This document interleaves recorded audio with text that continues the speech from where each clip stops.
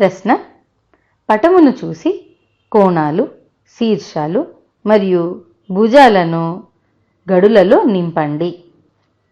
ఇక్కడ ఏసీ మరియు బీడీలు రేఖలు. అవి ఒకదాన్నొకటి పరస్పరం ఖండించుకుంటున్నాయి. ఆ బిందువు ఓ. అయితే ఇక్కడ దీన్ని 4 భాగాలుగా విడగొట్టారు. ఇది మొదటి భాగం. అయితే మనం ఇది రెండవ భాగంగా, ఇది మూడో భాగంగా, అలాగే దీన్ని 4వ భాగంగా తీసుకుందాం. మొదటి భాగంలోనివి అక్కడ రాసి ఉన్నాయి. చూడండి, కోణము, మొదటి దానిలో కోణము ఏఓబి అని ఇచ్చారు. అలాగే శీర్షము ఓ అని ఇచ్చారు. మరియు భుజములు ఓఏ మరియు ఓబీలు అని ఇచ్చారు. ఇప్పుడు రెండవ భాగం, మూడో భాగం మరియు 4వ భాగంలోని కోణము, శీర్షము మరియు భుజాలను రాయమని అడిగారు. ఇప్పుడు రెండవ భాగాన్ని చూద్దాం. రెండవ భాగాన్ని కింద వేసుకుందాం.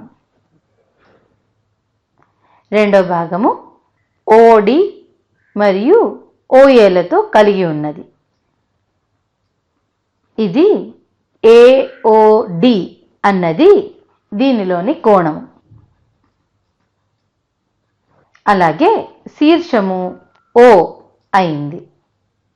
అలాగే భుజాలను చూసినట్లయితే ఓఏ మరియు ఓడి అన్నవి వీటి భుజాలు. దీన్ని పట్టికలో రాసుకుందాం. యాంగిల్ ఏఓడి అన్నది కోణము, శీర్షము ఓ మరియు భుజాలు ఓఏ మరియు ఓడి. ఇప్పుడు మూడో దాన్ని చూద్దాం. మూడవ భాగము డిఓసి. ఇది ఓ డిసి. అయితే కోణము సిఓడి అన్నది కోణం, శీర్షము ఓ అయింది. అలాగే భుజాలను చూడండి, ఓసి మరియు ఓడీలు భుజాలు. కనుక పట్టికలో వీటిని రాద్దాం. మూడవ భాగం యొక్క కోణము సిఓడి లేదా డిఓసి అని కూడా రాసుకోవచ్చు. శీర్షము ఓ.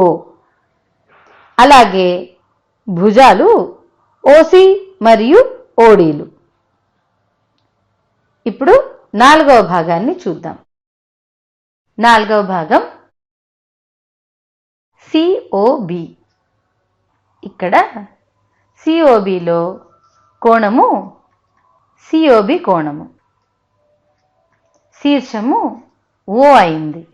అలాగే భుజాలు ఓసి మరియు ఓబీలు. దీన్ని కూడా పట్టికలో రాసుకుందాం. యాంగిల్ సిఓబి, శీర్షము ఓ మరియు భుజాలు ఓసి మరియు ఓబీలు. ఈ లెక్క మీకు అర్థమైంది కదా? వచ్చే వీడియోలో ఇంకొన్ని లెక్కలను చేద్దాం.